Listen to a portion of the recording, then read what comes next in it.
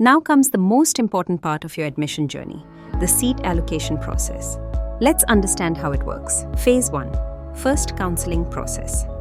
The first counselling process consists of 2 seat allocation rounds. The journey begins with the choice filling process, which remains open for 8 days. During this period, you can choose your preferred courses along with their respective CDAC centers and arrange them in your preferred order.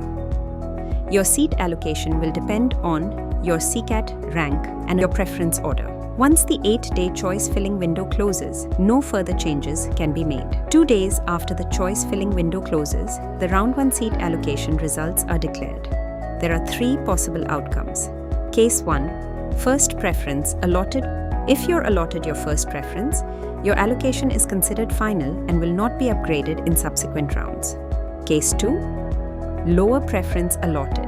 If you're allotted your second or any lower preference, don't worry, you'll still be eligible for an upgrade during round 2, depending on your CCAT rank and seat availability. However, if you're satisfied with your allotted seat and do not wish to participate in the round 2 seat allocation or receive any further upgrades, you can simply use the lock-in option to confirm your allotted seat.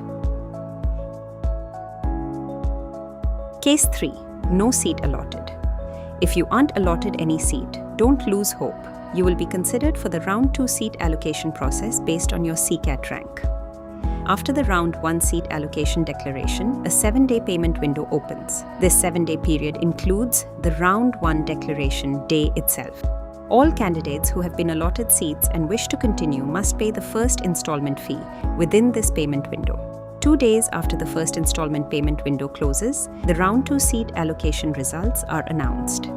Again, there are 3 possibilities. If you had already received your first preference, your allocation remains unchanged. Simply continue with the admission process. If you had received your second or lower preference, you may now be upgraded to a higher eligible preference or continue with the same allotted seat. Either outcome is completely normal and depends on seat availability and your CCAT rank.